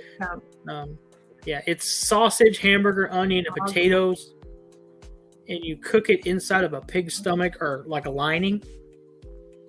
Oh, it's so good. That sounds so good. That sounds like an Irish dish where haggis, where they cook all that stuff in the sheep's stomach, sort of deal. That's the intestines. It's not the stomach. Or in the intestines. They put all the. Yeah, they clean it out and they put it in. And but it's just the full. Yeah. But it sounds like this. Even the name of it sounds the same. Hog maw and haggis. Like they're both horrible names for food, but it was delicious, right? Yeah. Oh yeah, it was. Yeah, was that. No, go ahead. We didn't say anything. Oh, yeah, it was delicious. I was like, I don't think I'm gonna eat that, but we always had a rule at our house that if it was made, you ate one spoonful of it, no matter what, no matter what. Yeah, I loved it. I like that. I like that a lot because like a lot of people are like, "Oh, these are disgusting," and then I was like, I always ask, "Have you tried it?" And then people are like, "No, I haven't tried it." Then how the heck do you know you don't like it? Yeah, you know, it's triggering for me if I'm making something and they're like, "Ew." It's very irritating. Try it. Yeah, first. Try it first, and then be like, "Ew," if you don't like it. Then I understand. Yes. If you're ill and you didn't try it, it's like, how can you know? You it's can't. Ill, you know? Yeah, exactly. And it can be hard. I understand that. Like, there's some parts of the world they'll eat, eyeballs or brains or tongue of cow tongue or something. That stuff is hard to be like, oh, I'm down to try. I can get it. But you got to try it first before you give it a no. But that's good. That's interesting. A couple years ago. See if your mom will make it for you again one day, maybe. I'm sure she will if I ask. Okay. All right. What part of your identity do you believe will never change? Hopefully all of it. I think my heart for people. Your heart for people. Something would really have to happen for me to go cold. To go cold, yeah, for sure. Now there are individuals out there that I despise and wouldn't put out if they were on fire, but that's because they've earned that right. Okay, yeah. Fair enough. I just want to quickly say hi to Comics by the Way. Comics by the Bay. The Bay. Oh, I thought. Welcome. Good to see you. Okay, that was a good answer. I like that. Yeah, that was. If you could learn one skill instantly, what would it be? Good question. Thank you. Andre. Instantly.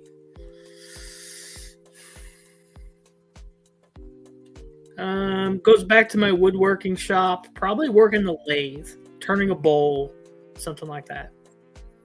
Oh, okay. Something I've always wanted to do, but I've always been scared to try. Oh, to try. Okay. That was funny. Comic by the Bay. How to make my wife happy. How to make my wife. Oh, that would be a great skill. What are you talking about? Don't start this. Okay, if you could uninvent one thing, what would it be?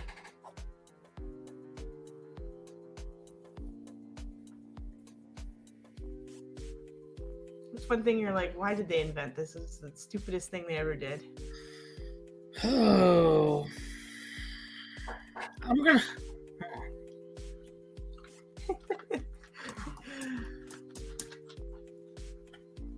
I don't know. That's ketchup. They shouldn't have invented ketchup. There you go. Yeah, tomato.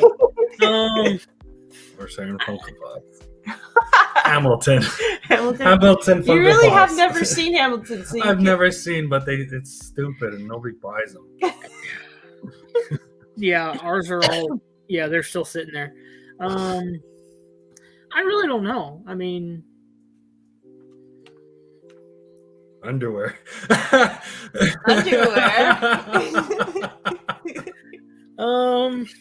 I'd probably have to say some social media sites, just in general. I agree. Oh yeah, for sure. I agree. You There's know. some of them out there pretty toxic. Yeah.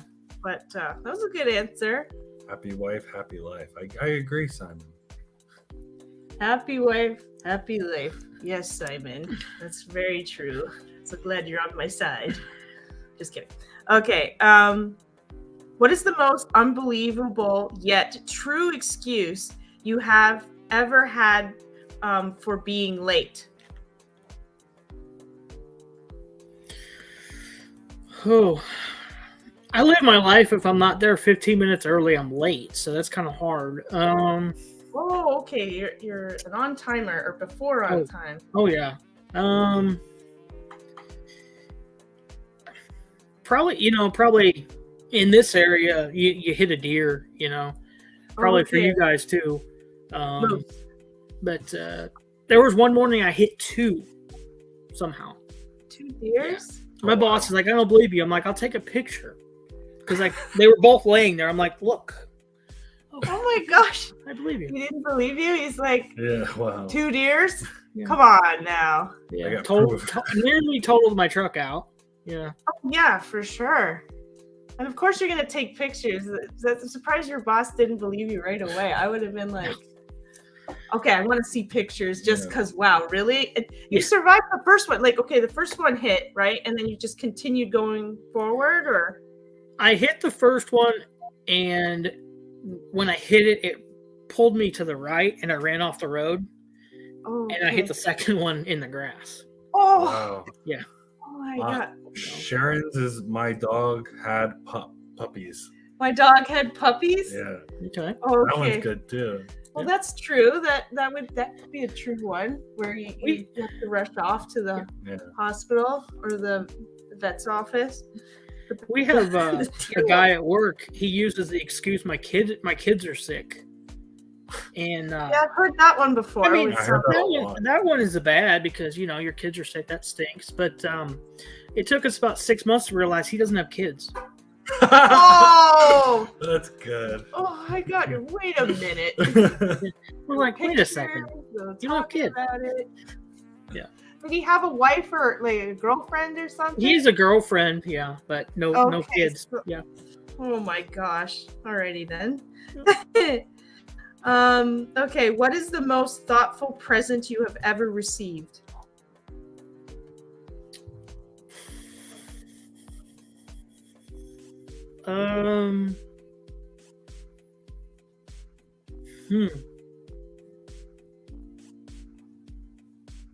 That's a hard one.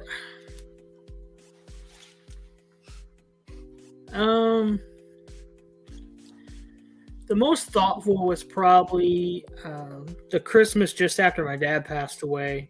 A family friend gave us all Christmas ornaments, and it's a little glass Marine Corps dress hat, and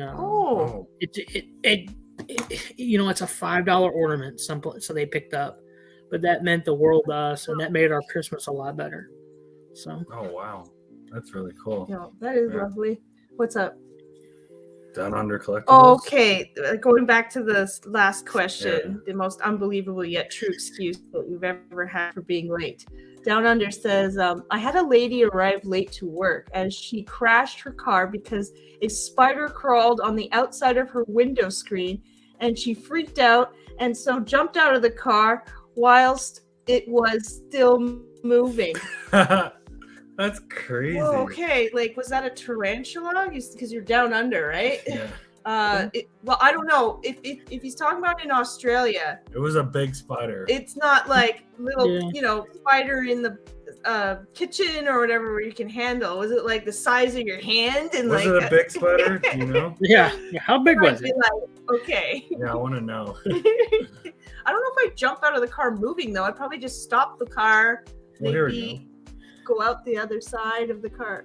It was a massive huntsman spider. Okay. Yeah. Those are big. The big ones. I've heard that from a couple other people we've had on our podcast. Yeah. So give her a little bit of a break there because that's actually a problem. But it was on the outside, right? And she could just stop and like, I don't know how you get rid of it, but I mean, it's on the outside. If it's on the inside, I mean, it could jump right on your face or. Dinner plate size. It was dinner plate size, apparently. God. Okay, I got sympathy for the lady, seriously. Yeah. Definitely. But again, the animals in Australia, I tell you, some of the stories we've heard. Yep.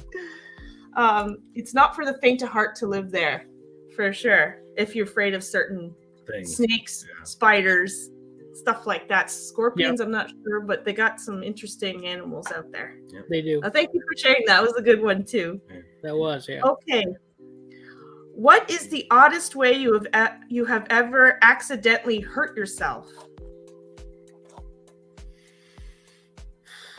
Accidentally hurt myself. I nailed these two fingers together. Ooh. With a framing nailer at work one day. Yeah. Oh my gosh. Okay. Somebody was talking. I had my hand like this, and somebody was talking to me, and I was nailing it, and it just went. Yeah. And then there you go. Together, snipped together, or put together. Luckily, it missed it just went through the skin. Okay. It missed the bones and everything. And the nerves and all that. Yeah. That would suck. Oh, okay. I don't know why I just thought of what's it called? Home Alone. Yeah. All those bad things that happen to them, and it's like stepping on a nail on the floor, or like all the stuff that happens to them. Oh yeah. Whew, okay, that was a harsh one. I thought you were gonna say something like I fell off a ladder or something easy. No. Or broke my foot. Anyway. No. Okay, what is a smell you associate with your childhood? Oh, good coffee. Coffee. Yeah, there was always coffee in our house. Still is. Oh. You know, yeah, go to mom's. There's always a pot of coffee going. Go to your mom's. Always a pot of coffee going. Yeah. Okay, that's a good one. What would you rather? Living in a plastic bubble at the bottom of the sea, or on a puffy white cloud high in the sky for a year?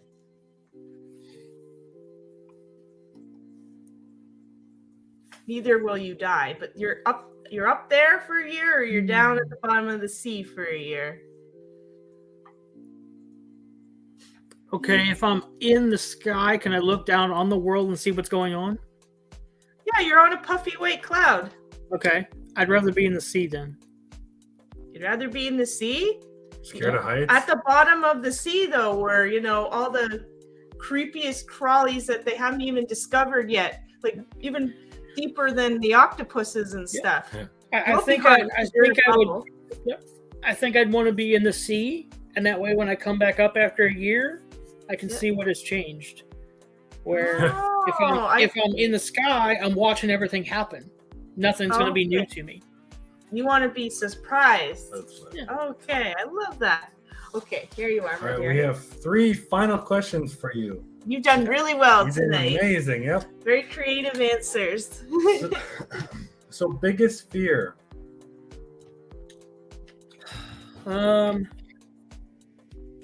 Biggest fear. Okay.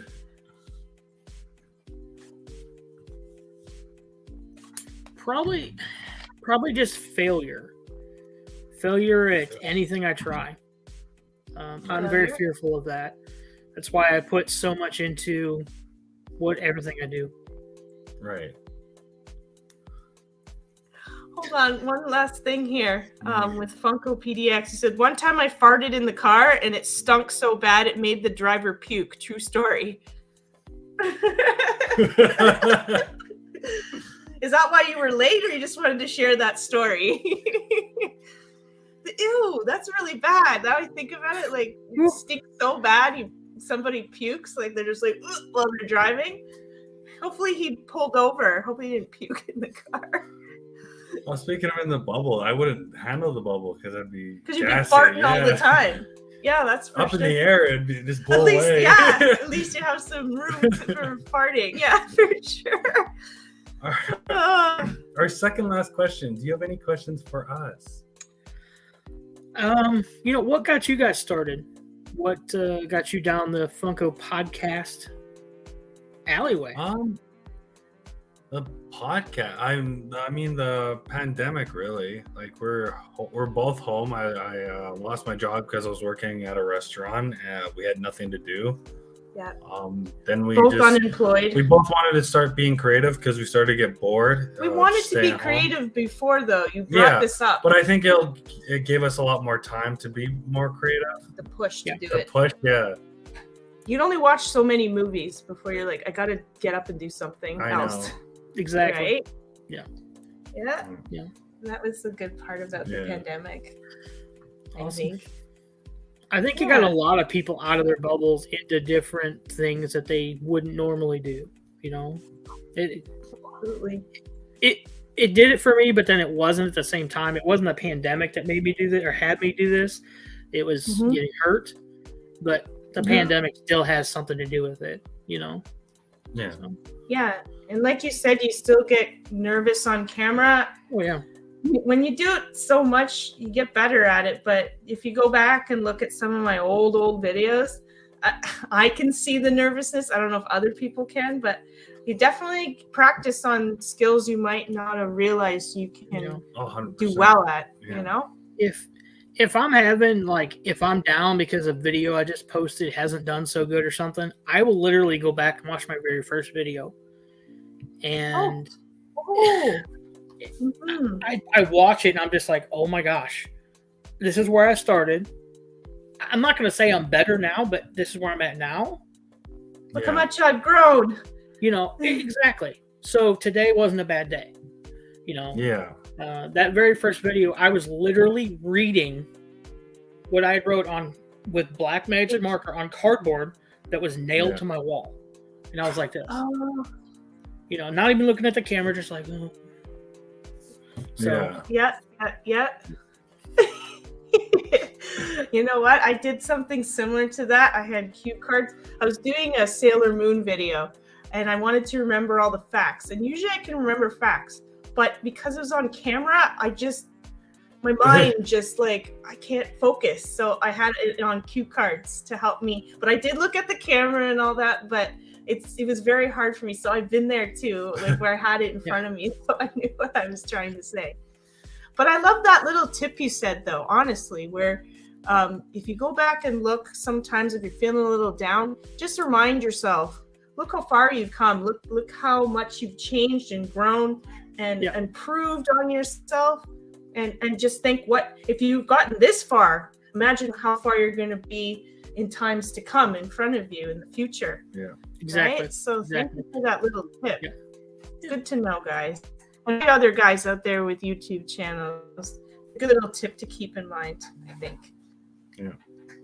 Okay. Any other questions for us, or I think that's about it. Good? Yeah, Those were good. I enjoyed those. So our final question of the night is: do you have anything coming up that you want to promote? Any events that you're going to be doing? Tomorrow night we'll be live with Let's Chat with Veterans, 9 p.m. Central Time. Myself and Big Easy. Big Easy has wrangled up some guests for the upcoming weeks, months, a couple of them. Ooh. So those are really exciting to myself, especially, and him. I just dropped a video tonight, a soda video. I'm going to start a series on Sundays. This week in eBay. I've started selling on eBay again. And the stuff that sold this week is just so off the wall that I want to share it. So I'm going to try to do that every Sunday because I usually list on Saturdays. So everything would stop on Saturday, start on Sunday. So just have fun with that. Horseman on Tuesday nights. Ryan Milky will be hosting, and Funko PDX will be our guest. So, nice! Oh, Funko PDX! Yep. Super stoked for that. And Monday is Ryan Milky's birthday, so everyone go over there and make sure you wish him a happy birthday. But, Yes. Okay. How old are you gonna be, Milky? I don't know the answer to that one. I knew his birthday was February, but I didn't know when because he did tell me last year and I put it in my calendar. But I didn't remember. It's been a full year since his birthday. I think he's in his late 30s. Yeah, I thought so too. Yeah, his is the 6th and mine's a couple days after that. So. Right. Okay. Okay. And then my third days channel. after yours? Yeah, mine's a couple days after his. Oh, okay. Love that for you guys. And your third channel? My third channel. Your third channel? Yeah. Two Dirty Hands Woodwork. I'm going to be starting a huge project for Big Easy, actually. A dining room table and 6 chairs for him and his family. So, it's going to be amazing. That's a big project. Yeah. It's going to be a couple different videos. I'm going to break it up, but I'm super stoked to do it. I should have started already, but with our weather and my work schedule, I have not been able to. Right. I worked life gets in the way. 7 hours this week, so. Oh yeah, no, you'll have time for that. Yeah. But it's two Dirty Hands Woodwork. Yep. Because I didn't know you had this third channel. Two Dirty Hands Woodwork. That's a good name for it. I woke up at like 2 a.m. back in November and said, I'm going to start a woodworking channel. And I don't know why. Because I've always been kind of like leery because, again, I don't do everything by the book. I don't want anybody to see me do something and then do it and get hurt and blame me. And I see. So I reached out. Disclaimer. Yeah. You always put a disclaimer, be like, this is how I do my work. I don't know if you have any professional background in it, but you can always just tell people exactly where you stand and be like, use at your own caution because it's not your fault if they, you know what I mean? You have your own way of doing things. There's nothing wrong with that. Yeah. You know what I mean? Yeah. And but anyway, sorry. Yeah, go continue. I reached out to Ryan Milky. He did the logo for me. He did the banner for me and some other stuff. Him and I were the only two that knew until January. And I would drop in. I even dropped in on the Horseman Live as Two Dirty Hands one night chatting. And Jeremy from Let's Start a Pop Collection was chatting back and forth with. He didn't realize who it was. It was fun because I was going on random lives and just chatting as Two Dirty Hands. Ryan knew who it was, but no one else did. It was pretty cool when I dropped the video. Like 14 or 15 people commented or messaged me. They're like, "Really? That was you the whole time?" I'm like, "Yeah." Yep. Sneaky. No, that's wonderful. Okay, that is wonderful. So we got the 3 channels to look out for. Yeah. And if you guys can support to get to 1,000 for Let's Talk with Veterans. Yeah. Let's try and get him there as best we can. You know, that would be his dream. Yeah, we're gonna. So this is the end of the show. Thank you so much for being on. Thank you so much for being on our podcast. Thank you, chat, for being here, asking some questions, and having some fun with us. Yeah, thank you for chiming in. It was good to see all you guys in the chat. I saw some faces I haven't seen in a while, and a couple new ones that I wasn't too familiar with.